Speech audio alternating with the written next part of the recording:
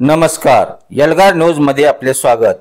मिरज तालुक्यातील करोली एम येथील सैन्य दलातील एका जवानास आणि त्यांच्या कुटुंबियांना पिण्याच्या पाण्याबाबत समाज माध्यमावर पोस्ट व्हायरल केल्या प्रकरणी सरपंचाकडून शिवागाळ करून धमकी मिळाल्याचा धक्कादायक प्रकार समोर आला आहे। याबाबत जवानांचे वडील धोंडेराम तोडकर यांनी मिरज ग्रामीण पोलीस ठाण्यात फिर्याद दिली आहे। घटनेबाबत सविस्तर माहिती अशी की सध्या सैन्यात असलेले जवान विजय तोडकर सुट्टीवर आपल्या करोली एम गावाकडे आले होते। त्यावेळी त्यांना हनुमंतपूर येथील वस्ती भागात पिण्याच्या पाण्याच्या टाकीत दूषित आणि आळी मिश्रित पाणी असल्याचे निदर्शनास आले। त्याने सुट्टी संपवून परत जाताना त्या संदर्भात गावातीलच एका समाज माध्यमावर पोस्ट प्रसिद्ध केली होती, ज्यामुळे गावातील खळबळ उडाली होती।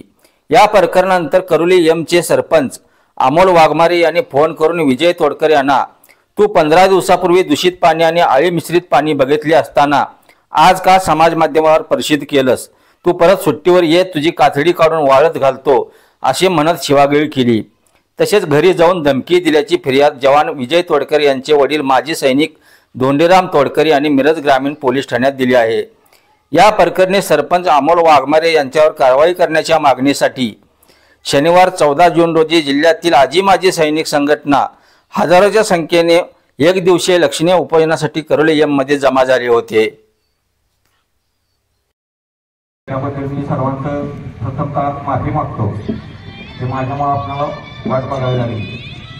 गेल्या बुधवारी म्हणजे 11 तारखेला आमच्या गावचे सैनिक विजय धोंडेराम तोडकर यांच्याशी अनावधानानेपणे माझ्याकडून चुकीचे गैरवर्तन झाले, चुकीची भाषा वापरली गेली। त्याबद्दल मी प्रथमतः आपल्या सर्वांच्या समक्ष, डिपार्टमेंटच्या समक्ष, ग्रामपंचायत करोलीचे पदाधिकारी असतील, विविध पक्षाचे गटनेते असतील, सर्व मीडिया असेल, यांच्या समक्ष मी आपणा सर्वांची हृदयपूर्वक जाहीररित्या माफी मागतो व माझ्याकडून अनावधानाने जे विधान बोलले गेलं असं भविष्यात कधी होणार नाही अशी मी आपणास ग्वाही देतो।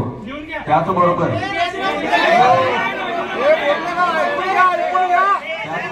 सैनिकांच्या प्रती नेहमीच आमच्या मनात आदर व सन्मानाची भावना आहे।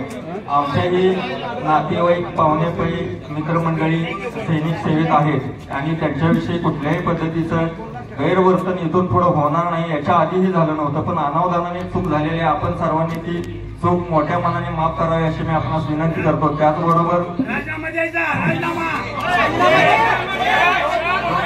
धन्यवाद।